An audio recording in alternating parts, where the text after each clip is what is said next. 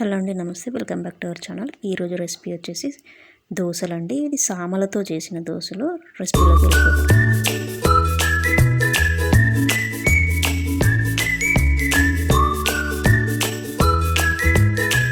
ముందుగా ఒక tea glass మినపగుండ్లు తీసుకోవాలండి. వాటిని గిన్నెలో వేసుకొని అదే గ్లాస్తో ఒక్కొక్క గ్లాసు రేషన్ రైస్ తీసుకొని వాటిని సపరేట్గా ఇంకో గిన్నెలో వేసుకొని అదే గ్లాస్తో సామలు లిటిల్ మిల్లెట్స్ అంటారండి అవి వేసుకొని ఒక 2 టేబుల్ స్పూన్స్ శనగపప్పు, 1 టేబుల్ స్పూన్ సగ్గుబియ్యం, సాబుదానా అంటారు కదా, ఇవన్నీ ఒక్కొక్క గిన్నెలో వేసుకొని అన్నిటిని శుభ్రంగా 2-3 సార్లు నీట్గా వైట్గా నీళ్ళు వచ్చేంతవరకు క్లీన్ చేసుకోవాలండి.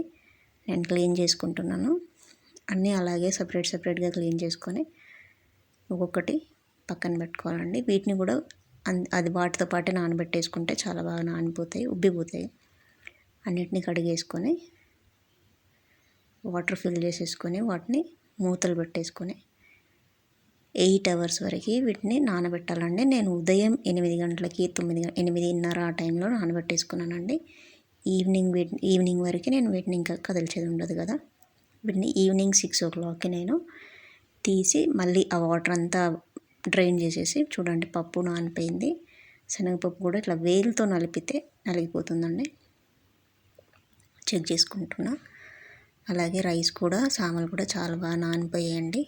వాటన్నింటినీ శుభ్రంగా నీళ్ళు పారపోసేసి మళ్ళీ ఒకసారి కడిగి మిక్సీలోకి వేసేసి మిక్సీ చేసేసుకొని ఒక గిన్నెలో తీసేసుకుంటున్నానండి.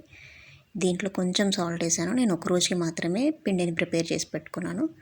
నాకు మార్నింగ్ బ్రేక్ఫాస్ట్కి చూడండి అది ఎంత బాగా ఉబ్బిపోయిందో.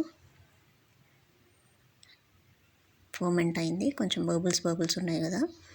ఇప్పుడు దీన్ని తీసుకెళ్ళి మనం బ్రేక్ఫాస్ట్ దోశలు వేసేసుకుందామండి. రండి చూద్దాం దోశలకి. నేను ఇందులో ఇంకా వాటర్ ఏం కలపలేదండి. నేను ప్యాన్ హీట్ చేసుకుని ఒక 2 drops ఆయిల్ వేసేసుకొని దోశ వేసుకొని, చూడండి దోశ బ్యాటర్ కూడా చాలా చిక్కగా ఉంది. అయినా కూడా దోశ బాగా స్ప్రెడ్ అయింది. చాలా మెత్తగా వచ్చినాయండి దోశలు కూడా, చాలా టేస్టీగా ఉన్నాయి. పిల్లలు వంక పెట్టలేదండి ఫస్ట్. మా పిల్లలకి వంక ఎక్కువ.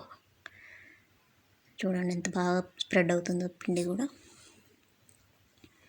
దోశ వేసేసుకుందాం. దోశని లో ఫ్లేమ్లో కాల్చుకుంటే చాలా బాగా రెడ్గా వస్తుందండి.